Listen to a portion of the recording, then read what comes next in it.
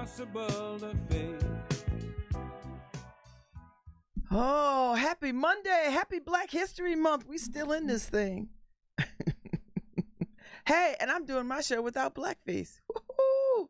It is possible, people, to show up to parties, to do things without putting on blackface. And you know, you could actually show up as Michael Jackson and never have to put on blackface. Just FYI for the folks in the back who didn't get that memo. And I don't know, the damn 1800s.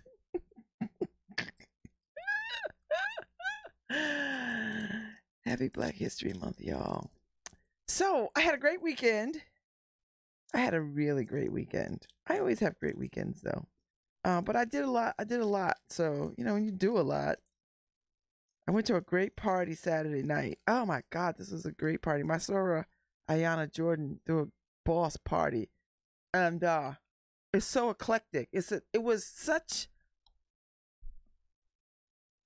It had folks from Nigeria and other parts of Africa, people from India, and so Andrew says to me, "Is everybody in here a doctor?" I was like, "Everybody but us." Everybody but you and I. So we did that. And we had a good time. I mean, a really good time.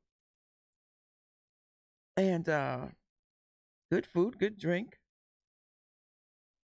Listen, it was a wonderful way to kick off the week. And then I went to see Rashida speaking yesterday at the Collective Consciousness Theater. I've been trying to get there for I don't know, since they've been here, and I've never gone. So yesterday was my opportunity, so I went. And I enjoyed it so much. I love intimate theater. I really, really love intimate theater. And Gracie Brown is my girl, so I love her. And if you can see her at Willoughby's Coffee for her day gig. But I first saw her in Elm Shakespeare's production of Pericles. I think that's the first thing I saw her in. And then I saw her in Romeo and Juliet and Love's Labor Lost. And so anyway, she was the lead in this, Gracie Brown. And let me tell you what I loved about the play. Because all these microaggressions that masquerade as workplace relationship, just it really was something. And Elizabeth Nearing, you did a damn good job of directing this, because it had all the elements of paranoia and crazy, and I just liked it. And it you know what? It set the tone for my Black History Month, because I didn't get over to see Miller, Mississippi, because I was like, oh, I just don't want to. I just I was gonna, but I just didn't feel like it. But Rashida speaking really gave me a good kickoff of Black History Month. And code for Rashida is nigger, or code for nigger is Rashida when you're talking about Black women in this particular play. But it was, I enjoyed it. I really thought that it hit some nuanced things around spaces where we as women, Black women, are, and spaces where white women exist, and spaces where white men exist, and they're in the same space, but three very different experiences. And I like the fact that the sister, Gracie's character, Jacqueline, wasn't an easy woman to you didn't like her right off the bat, but you didn't dislike her either, right? Like you saw her and you're like, ooh, but at the same time you were like, okay, I felt myself still cheering for her, even though she was what she was. And so I enjoyed seeing a Black character who I didn't have to like right off the bat or hate right off the bat, that I could move through the play with her and then determine, do I want to see her win or do I want to see her fail? And then I guess I have to take the Issa Rae tack. I'm rooting for everybody black. I'm rooting for everybody black. So I just like the fact that I didn't have to declare my love for her or my disdain for her in the beginning, that I could move through the play and decide, I had opportunity to decide. It wasn't right. It wasn't like love at first sight. So that's opportunity we are never afford as people of color. We never afford that. And so I felt really good. It's Motown Monday. And since it's going to be 50 degrees today, enjoy it while you can, people. Because it's a heat wave. Woo. Hi, this is Babz Rawls Ivy from New Haven.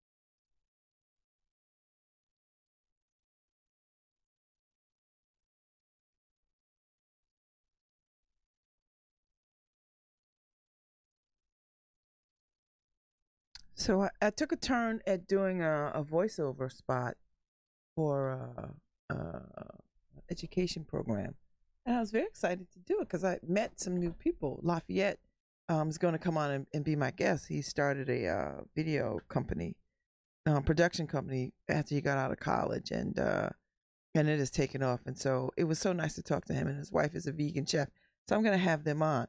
So this week I've got some good guests coming on because it's Black History Month. I got to get it all in, and the good thing about having a big university in your midst is that they bring in some quality folks. Like tomorrow night, Roxane Gay will be having a conversation with Claudia Rankin.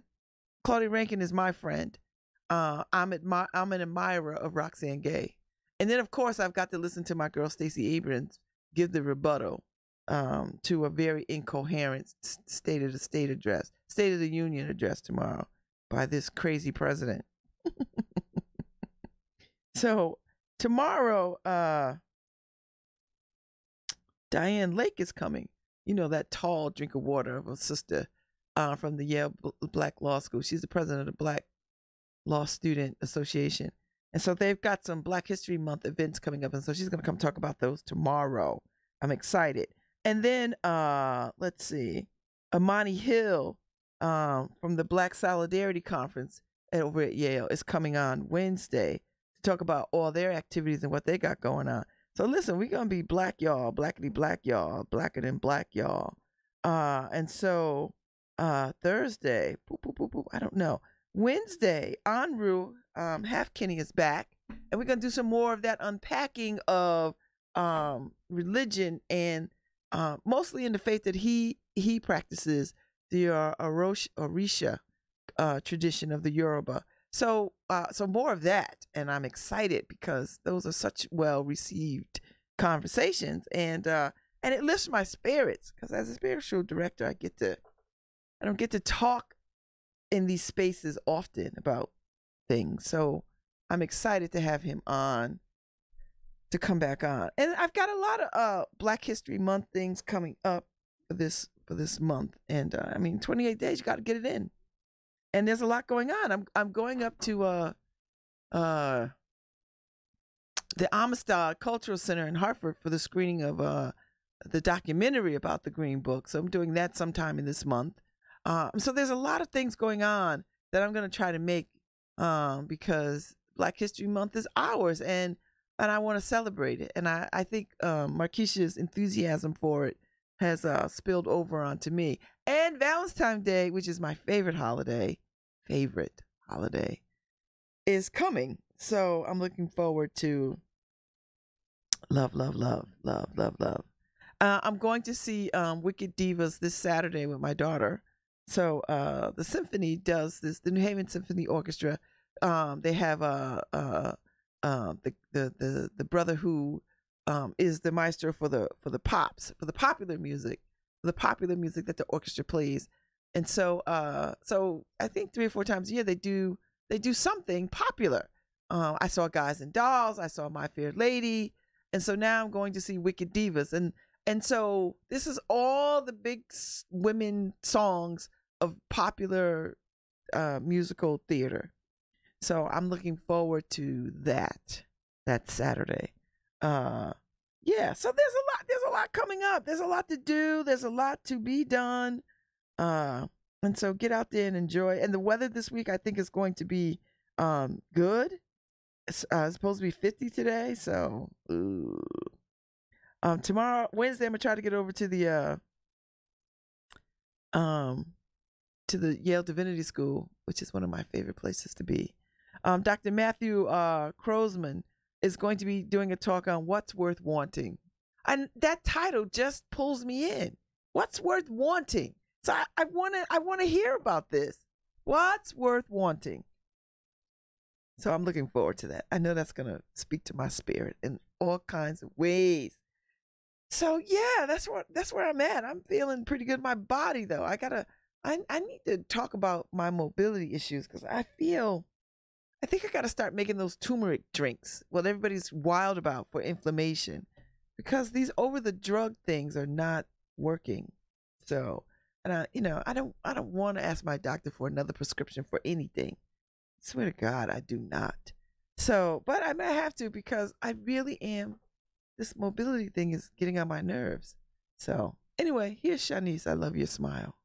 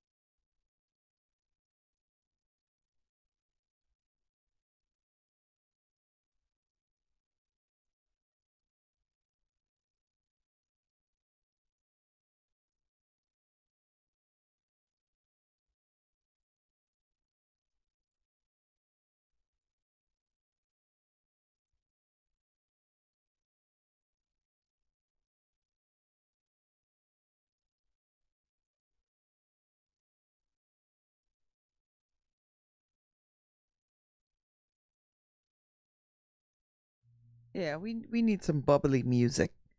Motown bubbly music. I should check and see like who's on the Motown roster lately. I should do that. Maybe that's something, Harry, we could do. We could figure out um what's on the Motown roster now and see what's up. See what's happening. I'm looking for the Commanding Life piece because I like to read the Commanding Life that I follow on Instagram. So I'm gonna look them up because every day it's some good words. So let me see what they're talking about today.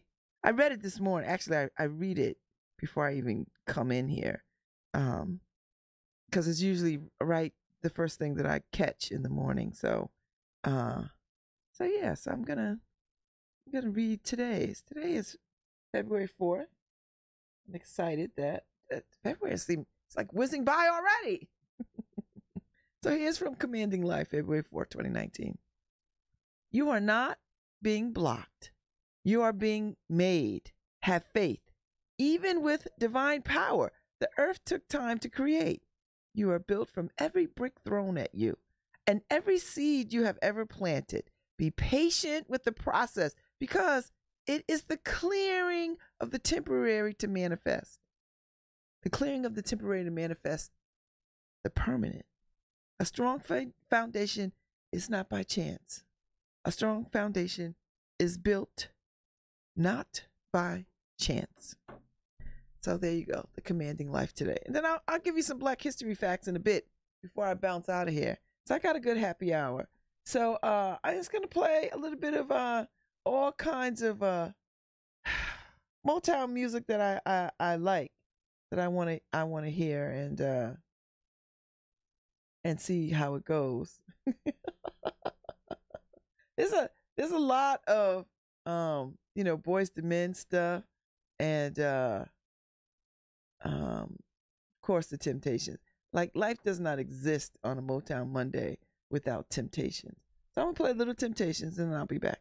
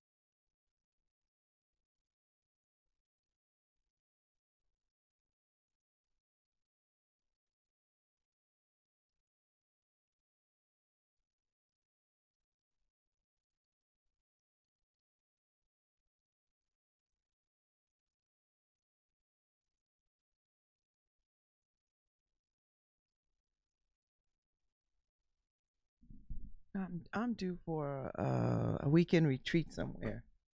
I think I need that. I think I'm gonna gift myself some time away just for a weekend. I don't need a week.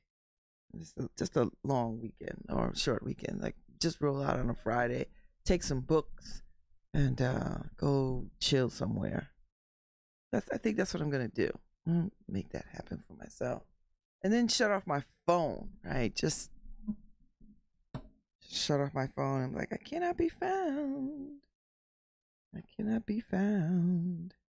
So I think I'm gonna do that, and I'm gonna do it soon. And I'm planning for my trip to Paris. I'm going. I'm going. Paris, here I come. And probably by the summer, I think. Probably by the summer, that'd be the move.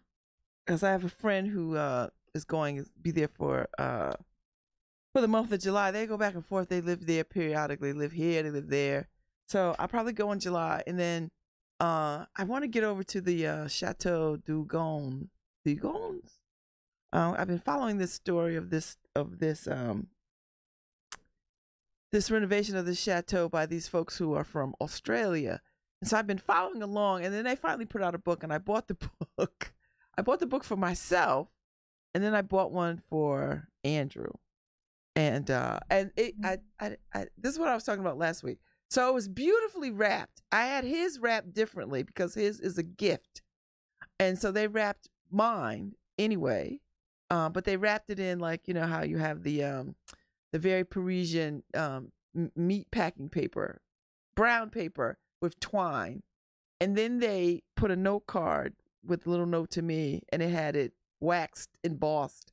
And then they sent a giant book marker that is the layout of the inside of the chateau. And then they sent me a magnet of the chateau. So I had Andrew's note written in French,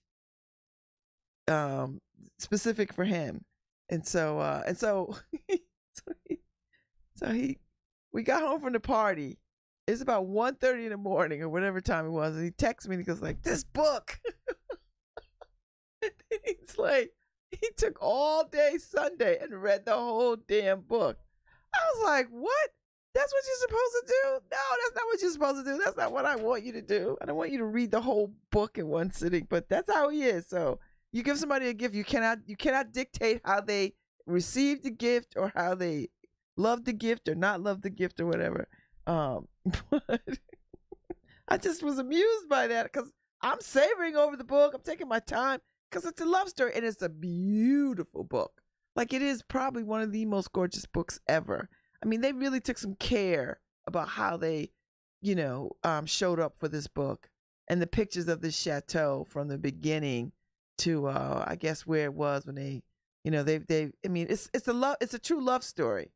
And so anyway, I am delighted by this book. So I can't wait to go to Paris to see this chateau that I have been following for I guess the last 3 years I've been following along.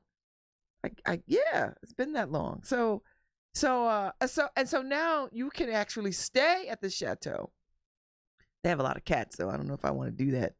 Damn cats. But I want to see it. I just want to see it. I want to come up the drive and see it rise up out of the mountains, and I do want to see it. So I'm going to try to get to Paris in July when my girlfriend Carissa is there, and see it. And so you have to buy the book. Isn't sold here. You have to buy the book from them in France. So I ordered the book. My credit card people called me and they were like, there's some purchases in French with your credit card. Are you by chance in France? Like, they called me. So I said, no, I'm not in France. I'm ordering from the chateau in France. And they were like, okay, because we was about to put a hold on your card because we were like, we we weren't aware that you were in France. I was like, no, I'm not in France. I'm ordering stuff from France. I'm ordering. So it shows up French, and whatever the money, whatever the currency is, it showed up, and then it translated. So it just raised the red flag, and high five to my credit card company for like the minute that it happened, they were like, ding, ding, ding, ding, ding. Babz, are you by chance in France? No, but I just made some purchases. And it came rather quickly. It was, I'm telling you, they wrapped these books in the paper that is the replica of the chateau. I'm saving the paper because the paper is so beautiful. I took my time and I opened it. It's such a beautiful thing. It's such a beautiful book. And the pages are things that they found. So the chateau has a lot of history, as most chateaus would, you know. And so they talked about, it's a love story about how they were in Australia. They were about to become empty nesters, and they were like, you know what, we can live anywhere, right? And then it was a lark like a joke, and then it became a reality. And so then they started shopping around for chateaus, and then they just found this one, and this thing is massive, and it required a whole lot of work. I don't, God help them. I don't know how they hung with this, but they did. I mean, that's how love, but that's a good love story, right? Love stories start with the meeting and the getting along, and then everything is going smoothly until like fate, and then derailment, all kinds of things. So it's not, the love story is still a love story, even if it's them in the chateau. It doesn't necessarily have to be a man and a woman, or a man and a man, or a woman and a woman, or whatever it is. The love story is the love story. And I'm just fascinated by, because I think for me, there's a little bit of desire to do just that thing. I think this is why I'm such a fan of Under the Tuscan Sun with Diane Lane.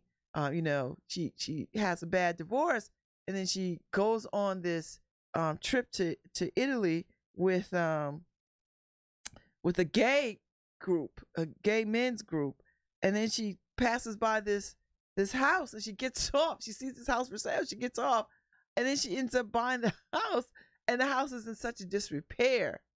But the movie is about her journey to find herself, to renovate this house, to create family on her own terms. So it's one of my favorite movies. And when I'm feeling some kind of way, I always pop it in. Because I love it, and I like Diane Lane. So anyway, so the chateau gives me that same kind of sense of, an adventure. I don't have any money to do that, but man, if I did, I think I would take it on too. And they don't speak any French. They learning French as they, go back and forth between Australia and France, and then they stay there, and oh my gosh. So I'm loving it. So Andrew has already read the damn book all the way. He's like, Babz, I read it in one sitting. I was like, what? So anyway. So that's the story of the Chateau book.